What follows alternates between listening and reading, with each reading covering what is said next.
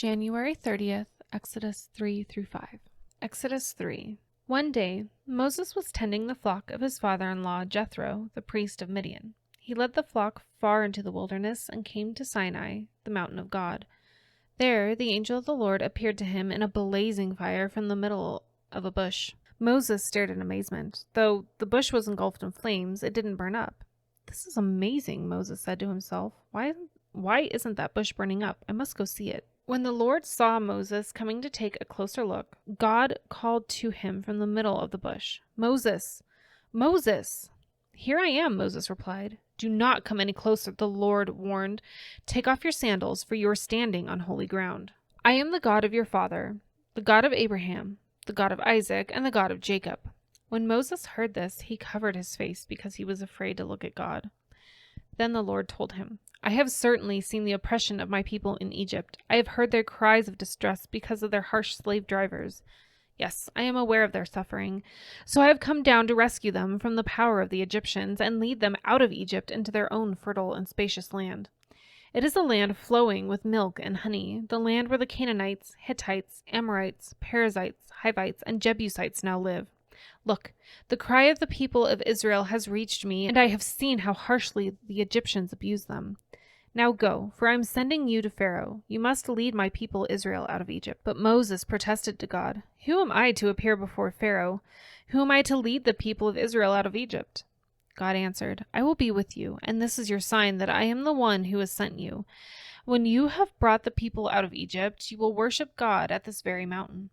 But Moses protested, "If I go to the people of Israel and tell them, 'The God of your ancestors has sent me to you,' they will ask me, 'What is his name?'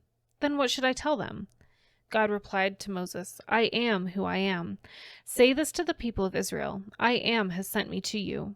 God also said to Moses, "Say this to the people of Israel, 'Yahweh, the God of your ancestors, the God of Abraham, the God of Isaac, and the God of Jacob has sent me to you. This is my eternal name, my name to remember for all generations. Now go and call together all the elders of Israel. Tell them, 'The Lord, the God of your ancestors, the God of Abraham, Isaac, and Jacob, has appeared to me. He told me, I have been watching closely, and I see how the Egyptians are treating you. I have promised to rescue you from your oppression in Egypt. I will lead you to a land flowing with milk and honey, the land where the Canaanites, Hittites, Amorites, Perizzites, Hivites, and Jebusites now live. The elders of Israel will accept your message. Then you and your elders must go to the king of Egypt and tell him, 'The Lord, the God of the Hebrews, has met with us. So please let us take a 3-day journey into the wilderness to offer sacrifices to the Lord our God. But I know that the king of Egypt will not let you go unless a mighty hand forces him. So I will raise my hand and strike the Egyptians, performing all kinds of miracles among them. Then at last he will let you go. And I will cause the Egyptians to look favorably on you. They will give you gifts when you go, so you will not leave empty-handed. Every Israelite woman will ask for articles of silver and gold and fine clothing from her Egyptian neighbors and from the foreign women in their houses. You will dress your sons and daughters with these, stripping the Egyptians of their wealth." Exodus 4. But Moses protested again. "What if they won't believe me or listen to me? What if they say, 'The Lord never appeared to you'?" Then the Lord asked him, "What is that in your hand?" "A shepherd's staff," Moses replied. "Throw it down on the ground," the Lord told him. So Moses threw down the staff, and it turned into a snake. Moses jumped back. Then the Lord told him, "Reach out and grab its tail." So Moses reached out and grabbed it, and it turned back into a shepherd's staff in his hand. "Perform this sign," the Lord told him. "Then they will believe that the Lord, the God of their ancestors, the God of Abraham, the God of Isaac, and the God of Jacob, really has appeared to you." Then the Lord said to Moses, "Now put your hand inside your cloak." So Moses put his hand inside his cloak, and when he took it out again, his hand was white as snow with a severe skin disease. "Now put your hand back in your cloak," the Lord said. So Moses put his hand back in, and when he took it out again, it was as healthy as the rest of his body. The Lord said to Moses, "If they do not believe you and are not convinced by the first miraculous sign, they will be convinced by the second sign. And if they don't believe you or listen to you even after these 2 signs, then take some water from the Nile River and pour it on the dry ground. When you do, the water from the Nile will turn to blood on the ground." But Moses pleaded with the Lord, "O Lord, I'm not very good with words. I never have been, and I'm not now, even though you have spoken to me. I get tongue-tied and my words get tangled."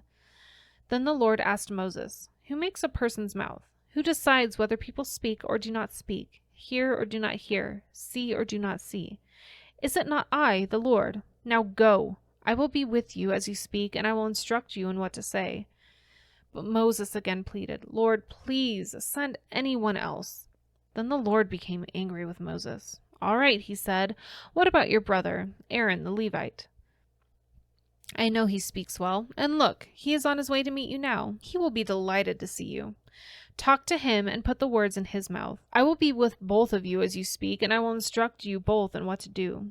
Aaron will be your spokesman to the people. He will be your mouthpiece, and you will stand in the place of God for him, telling him what to say. And take your shepherd's staff with you and use it to perform the miraculous signs I have shown you." So Moses went back home to Jethro, his father-in-law.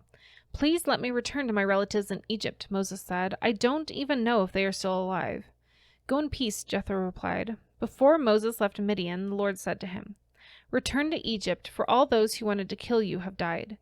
So Moses took his wife and sons, put them on a donkey, and headed back to the land of Egypt. In his hand he carried the staff of God. And the Lord said to Moses, "When you arrive back in Egypt, go to Pharaoh and perform all the miracles I have empowered you to do. But I will harden his heart so he will refuse to let the people go. Then you will tell him, 'This is what the Lord says.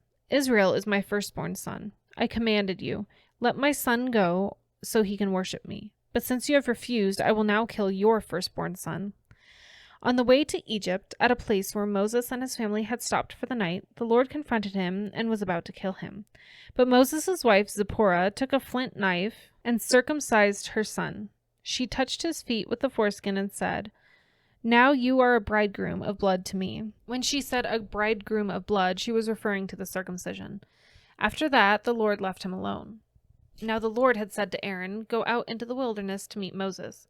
So Aaron went and met Moses at the mountain of God, and he embraced him. Moses then told Aaron everything the Lord had commanded him to say, and he told him about the miraculous signs the Lord had commanded him to perform.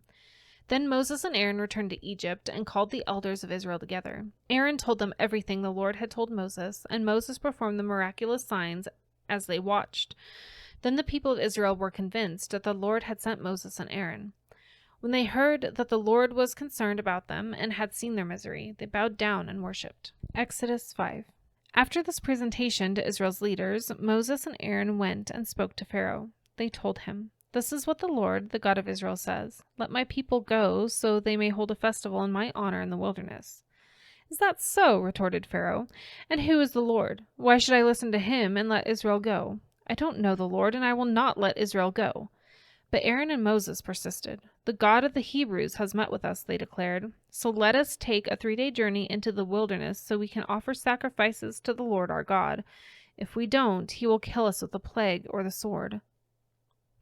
Pharaoh replied, "Moses and Aaron, why are you distracting the people from their tasks? Go back to work. Look, there are many of your people in the land, and you are stopping them from their work." That same day, Pharaoh sent this order to the Egyptian slave drivers and the Israelite foremen. "Do not supply any more straw for making bricks. Make the people get it themselves. But still require them to make the same number of bricks as before. Don't reduce the quota. They are lazy. That's why they are crying out, 'Let us go and offer sacrifices to our God.' Load them down with more work. Make them sweat. That will teach them to listen to lies." So the slave drivers and foremen went out and told the people, "This is what the Pharaoh says. I will not provide any more straw for you. Go and get it yourselves. Find it wherever you can, but you must produce just as many bricks as before." So the people scattered throughout the land of Egypt in search of stubble to use as straw.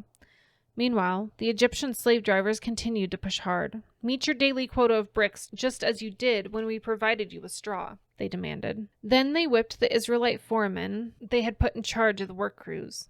"Why haven't you met your quotas either yesterday or today?" they demanded.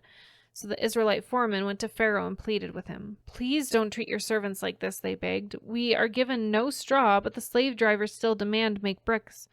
We are being beaten, but it isn't our fault. Your own people are to blame." But Pharaoh shouted, "You're just lazy. Lazy! That's why you're saying, 'Let us go and offer sacrifices to the Lord.'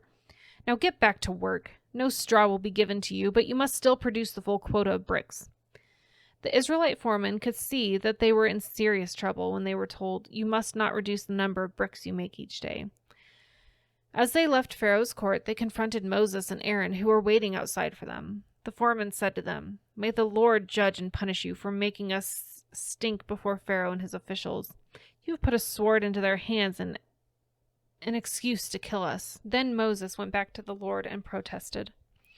"Why have you brought all this trouble on your own people, Lord? Why did you send me? Ever since I came to Pharaoh as your spokesman, he has been even more brutal to your people, and you have done nothing to rescue them."